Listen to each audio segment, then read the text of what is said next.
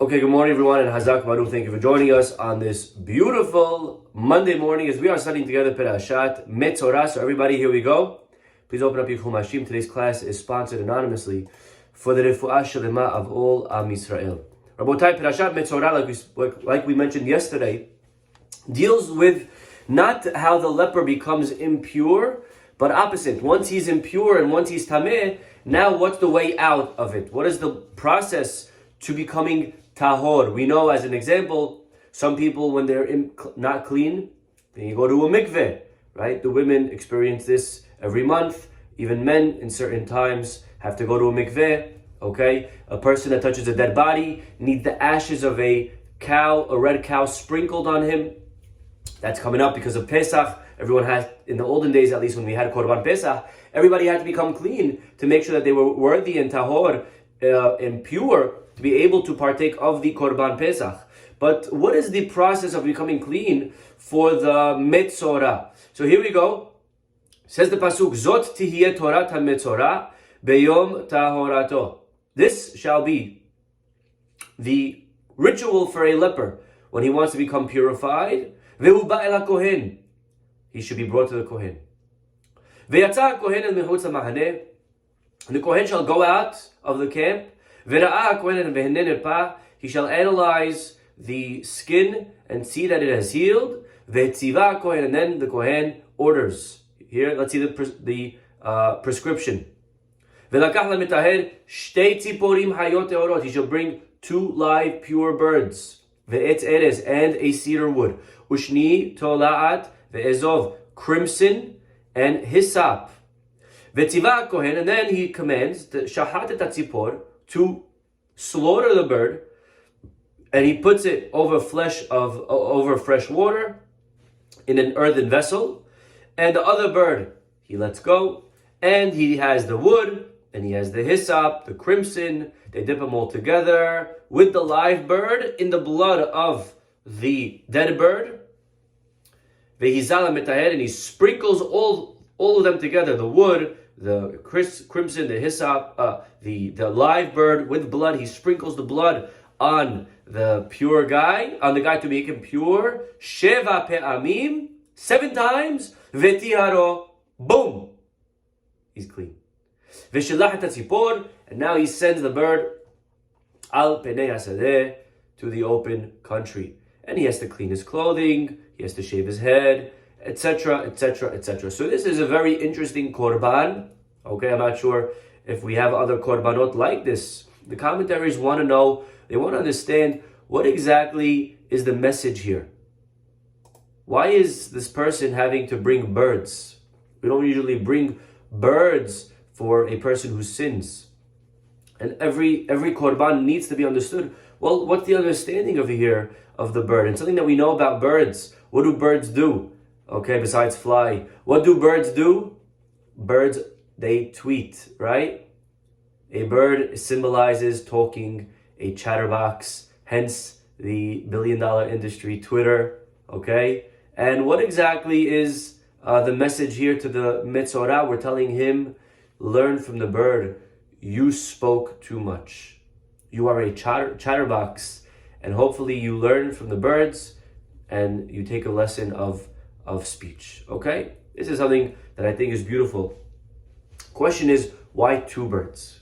Okay, so I want to share with you 2 ideas over here, something very powerful. You know, when a person speaks Lashon Hara, we often forget, and we think that it's just, I spoke, and now I did a sin, and now I have to do tshuva, and once I do tshuva, and I say sorry, and I won't speak anymore, we forget that often our speech could bring tremendous damage to another person. When we say something that was incorrect, there was once a lady sitting on a bus, and she hears these girls behind her talking about one of their friends, and the girls are saying nasty things about their friend. Their friend who just supposedly she just got engaged, and the friends are talking smack about her. I can't believe she got that guy. He's such a good guy. How did she get so lucky? He's so much better than her. She's so weird. She has this, she has that. And the friends were talking about this friend of theirs that got engaged. And all of a sudden, the lady in front of them turns around And she says, ladies, I have to thank you girls. I don't know you, I never met you, but you just literally did me the biggest chesed in my life. And the girls are like confused, what are you talking about? And the mother said, that boy Yossi that you just mentioned, he's my son. And now I'm going to be happy to go over and tell him to break up the engagement because I heard firsthand from an inside source. We were trying to find the truth from all the people. You call the rabbi, they always lie. You call the friends, they always say only good things. And finally, we heard inside information. Mwah! Thank you so much. God bless you, girls. And she gets off the bus, and all of a sudden, the girls are mortified. They're like, oh my God, I can't believe what we just did. Holy cow, we just destroyed this girl's shidduch. And they're following the lady, like, no, lady, we're just kidding. Please don't break up with her. Like, she's a great girl. And the lady's like, no, it's okay. I know the truth. You told me, thank you 1,000,000 times. How could I ever repay you? And the girls are like starting to cry. They're like, hello, you cannot break up with her. Don't let your son do it. She's an amazing girl. We'll tell you the truth. We're just so jealous that we just said negative things, but they're all lies. None of them are true. And finally, the lady sees that they're sincere. She turns around. She says, okay, so I guess I'll tell you the truth. I have no idea who Yossi is. I have no idea who this friend of yours is. But I could have. Be very careful what you say.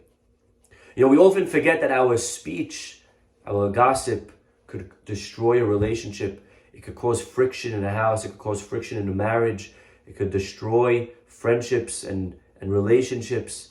We have to be so careful. Our rabbis tell us that the word tzipor has a numerical value, okay? We don't do gematrias often, but what is the numerical value of the word tzipor? If you add tzadi is 90, okay, please fact check this one. Tzadi is 90, pei is 80, so 90 and 80, 170. And then vav, 6, 176. And then resh, 200. Altogether, 376. Tzipor, numerical value, 376. Our rabbis tell us, same numerical value of which other word? Very important word. Shalom. Shalom, Shin, 300, Lamed, 30, Vav, 6, Mem, 40, 376. And so, the tzipor is reminding this person who's speaking gossip, not only do you have to do teshuvah and say sorry to God, you also have to do shalom. You have to go to the other two parties. You have to make sure that you reconcile any ill feelings that you caused in between them. The story is told of the Chafetz Chaim. And by the way, that's why there's two birds. One bird and the other, because you must make peace between two people that you alienated one from the other. So that is the idea between the two birds. You have to now bring these two people together. And up till now, you kind of killed one of them, so to speak. So maybe that's why, I don't know, this is my guess. Maybe that's why we killed one of the birds, saying that you killed this relationship. Story is told of the Chafetz Chaim. He was once traveling with another rabbi, a dear friend of his. They were going, giving encouragement to different communities, collecting for certain important organizations, important causes. And as the rabbis one night lodged at a certain inn, the inn was obviously, back then, the inn gave you the bed and food. So the inn was a kosher inn. So the rabbis sat down to eat some dinner. And then the manager comes out, the innkeeper. He comes out and he says, so how was the dinner, rabbis? And the Chafetz Chaim said everything was great, thank you so much. And the other rabbi said everything was excellent. The soup was a bit salty. Just a bit salty. But everything was great, thank you. And when the manager says, okay, thank you so much, thank you. And he goes inside, the Chafetz Chaim starts turning red in the face. And he says, I can't believe that I'm on this trip. I can't believe what you just did. I regret going out to collect tzedakah for these people. What a mistake that I came. 70 years of my life, I've been working on myself to prevent myself from hearing gossip. And here in 1 minute, you just destroyed my streak and you said the worst of possible things. I can't believe what just happened. Hashem, why? What is this coming to me for? What sin did I do to deserve to hear Lashon Hara, the worst kind? The rabbi's like, Rabbi, relax. I didn't say anything bad. What did I say? I just said it was a bit salty. The Chafetz Chaim turned to him and he said, a bit salty? All I said was it's a bit salty? All you said? Do you realize what you said? Do you realize what you've done? If I had to guess, the cook, the chef, is probably an old lady, even a widow, somebody who's probably working 3 shifts just to pay the bills, just to pay and support her family. She's here working late. She's alone. She's a widow. She's tired. She's weak. She's vulnerable. You say it's a bit salty. What do you think the manager's going to do? What manager's probably going to go in there, threaten to fire her, yelling at her, screaming at her. You hurt an almanah's feelings. You said Lashon Hara. You caused me to hear Lashon Hara. You're going to cause him to repeat the Lashon Hara to the chef that's peddling. You're going to cause her to get fired. She's going to lose a job. All the widows and orphans now that are not going to have any tzedakah, no money to eat with. Now, all I did was say some salty. All I did? What do you mean all you did? You shot an arrow into the air. Oh, I was just playing around. You're just playing around. Words are very sharp. Words are very dangerous. What are you talking about? The Chafetz Chaim was furiated. And the man says, Rabbi, I think you're exaggerating, but just to calm you down, I'll go check out the kitchen just to make sure everything's okay. The rabbi gets up, he goes to the kitchen, and sure enough, he sees the manager yelling at the chef, at the widow, rebuking her, making sure she feels horrible about herself. How dare you? Shame on you. And the rabbi barges in. He's like, please, manager, 1 second, I have to tell you something. He pulls him to the side. Please, just don't fire her. She's a great cook. The food was excellent. I'm just not feeling good. That's why I said it's salty, but it's excellent. Please, forgive her. Don't fire her. The manager says, Rabbi, don't worry. I'm not going to fire her. I just going to scare her a little bit from time to time. You got to keep them on their toes. You know what I mean? And the rabbi says, no. Please don't keep her on her toes. She's excellent. Don't make her feel bad. She's a widow. And the man realized how right the Chafetz Chaim was. How careful we have to be when we say something. We create machloket. We destroy the peace. We destroy the harmony between two people. And therefore, the message of the birds, which is there to remind the person to bring two people back together. This is the idea of the birds and the gematria of 376 of Shalom. Very interestingly, the pasuk says, if we could just jump back to the pasuk for 1 minute. What does the pasuk say? When he wants to get clean, who does the cleansing process? Who's the person that does it? The pasuk says, Vehuva el ha-kohen. Why go to a kohen? And then even more interesting, the next pasuk, Veyatza ha-kohen. And the kohen will leave. So which is it? Is he being brought to the kohen? Or is the kohen going to him? You know, if the mountain don't, right? Muhammad don't go to the mountain. What's going on over here? Who's going to who? If we pay attention to the words, how the Kohen is involved over here, I think the word Kohen over here is very, very poignant. Who was the first Kohen, my friends? The first Kohen in history was Aharon HaKohen. And what we know about Aharon, Hillel tells us in Pirkei Avot, Heveh metalmidav shel Aharon, be a student of Aaron. What was Aharon's midah? What does that mean, be a student? What exactly do I need to do to be a student? Continues Hillel, Ohev Shalom, Verodef Shalom. Love Shalom. Chase Shalom. Aharon, the rabbis tell us, when he would see two people fighting with each other, Aharon would go over to one, and he would say to them, listen, you know, the other person, I overheard them, they were so upset, so sorry, so sad that they're fighting with you. They really love you so much, they respect you so much. He would go to the husband and say words like this, you know, your wife, she really does respect you. You are the man of the house. She does value what you say. She doesn't, not appreciate. And then he would go to the wife, you know, your husband, how much he loves you. Everything he does is only for you. He goes to work. I know he doesn't give you enough time, but it's really, he just trying to make you have a good life. And he wants to do better. And he's working on his marriage. And he really does meet. And he would go to each side and he would speak. And he would lift them up, and he would give them the chizuk that they needed. So Aharon was this paradigm of someone who brought two birds together, two lovebirds, bring them back. Ohev Shalom, Verodev Shalom. And so maybe we bring the Kohen, and the pasuk is saying, it's not just that the Kohen goes out to him, but bring him to the Kohen, remind him who this Kohen is. Let him learn from the Kohen's great-great-great-great-grandpa, from Aharon HaKohen, what it means to create peace. This person did the exact opposite.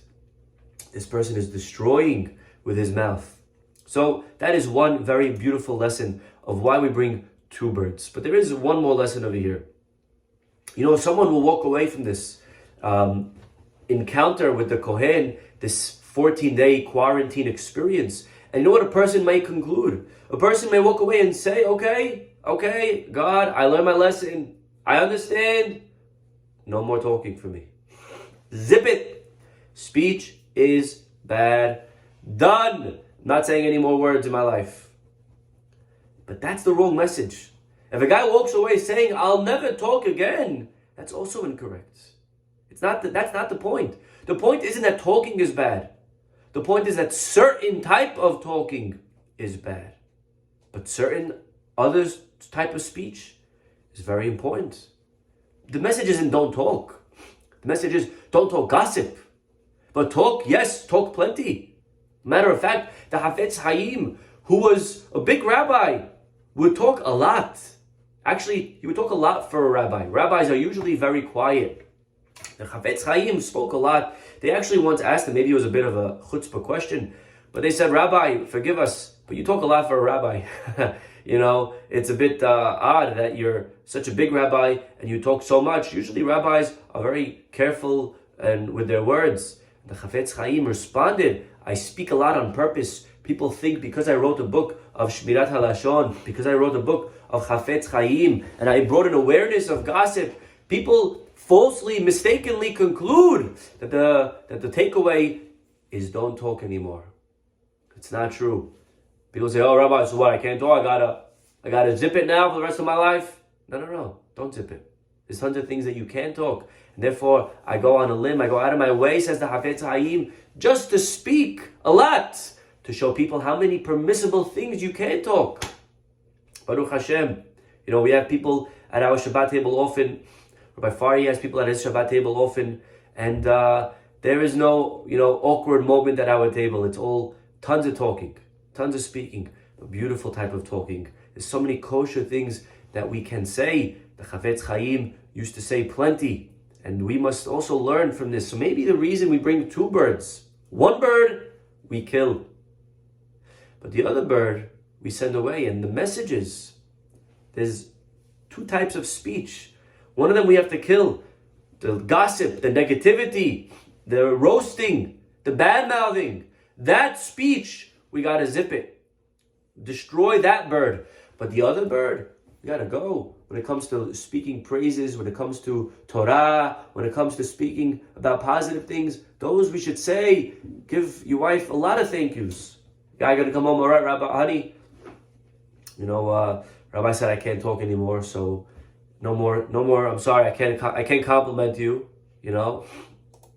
So dinner, thanks for dinner, I guess, but that's pretty much, right? That's not the message. No. Shower with praises, tons of praises, compliments for the people around us. Interestingly, by the way, we quoted last week the story in the Masechet Avodah Zarah. The Gemara tells us that there was once a peddler who went around and he started selling the following item. He said, Man ba'i hayeh, man ba'i hayeh. Who wants life? Who wants life? And then we know that Rabbi Yanai came to him and said, I would like some life. And he said, well, Rabbi, this is not for you. He says, no, I want life. So he opened up a Tehillim and he says, you want life? Mi ha'isha chafetz chaim. You want life? Watch what you say. Rabbi Yanai kissed this man on the head and said, thank you so much. And he left. And Rabbi Asher Weiss notices and he points out something very beautiful and he says, take a look. Who is the one here that is giving this advice to the rabbi, to Rabbi Yanai? Who is the one that told him this beautiful hidush that if you want to live, then watch what you say? It was, the Gemara calls him Rachil. Rachil means a peddler. And what a beautiful lesson. There could be no better person to bring out this message. Don't speak gossip. You know who taught it to us? Someone who spoke, a peddler. And usually peddling is used for bad. This man was using peddling for good. He was spreading good type of speech. He was saying healthy things. He was saying positive things. And that is the point. That is the message. You want to talk. There is what to talk. Tell people good advice. Give people advice of how to live. Share Dvar Torahs. Share Hidushim. This is exactly who it was that spread this Hidush about. Not talking. It was a guy who spoke a lot. Unbelievable. Unbelievable. You know, the Midrash relates. There was once a big rabbi, his name was Rabbi Shimon ben Gamliel. Rashbag. Rabbi Shimon ben Gamliel once sent his servant to the market and he said, please go bring me the best thing you can find. The servant comes back with a tongue. Beautiful tongue. Anyone ever had tongue? Delicacy. With mustard, excellent. It says Avraham Avinu gave his, the three Arabs, the three guests that came, Pasuk says he slaughtered 3 cows. Okay?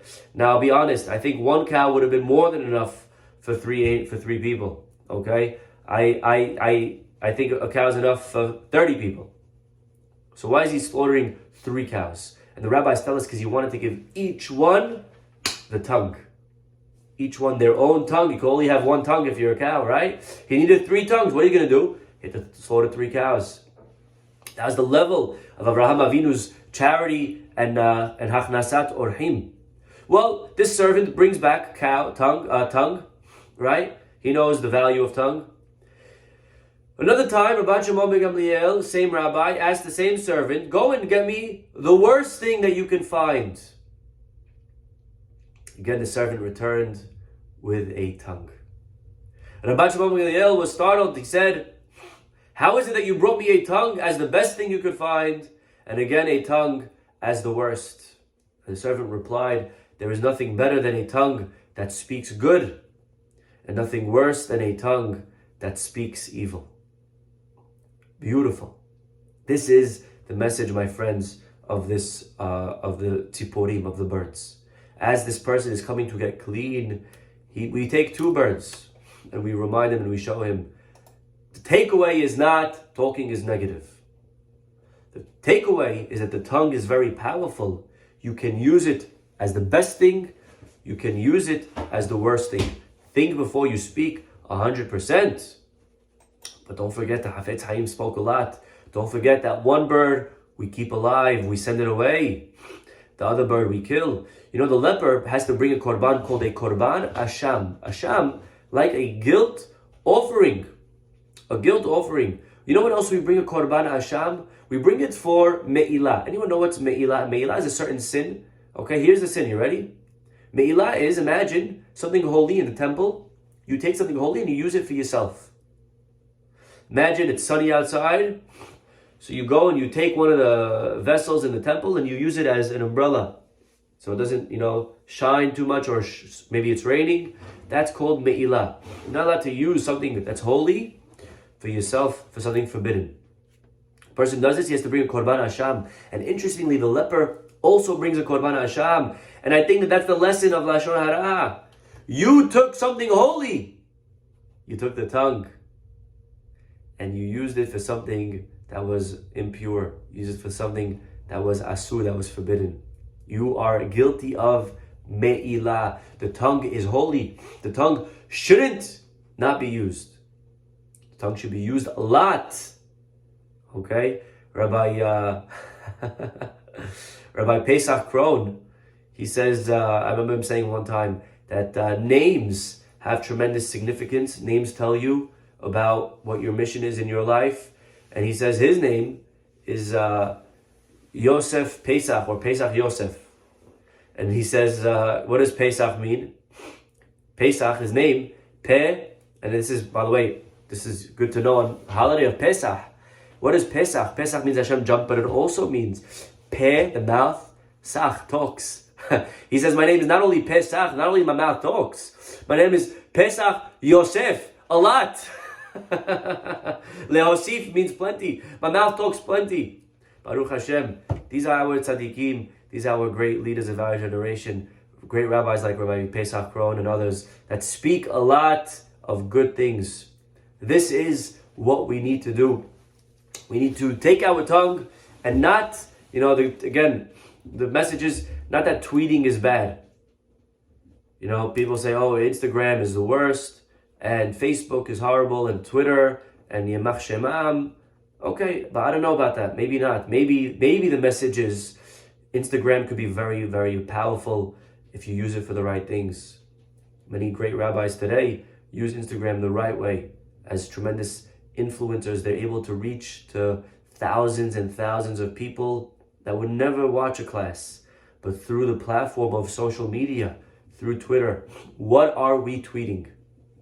Okay, what we tweet. So that is, I think, 2 takeaways from today's class. Number 1, again, we bring 2 birds because number 1, you caused friction between 2 people, and now you must make sure to bring back shalom, bring back the harmony, bring back the peace. Shalom is Gematria 376, the same Gematria as a tzipor. There is no one better to learn that from than from Aharon HaKohen. That's why the Kohen is the one that does this entire process.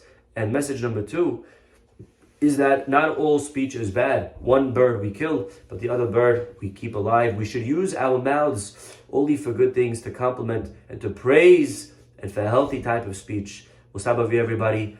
Have a wonderful day. God willing, we'll see you all tomorrow. Bye-bye.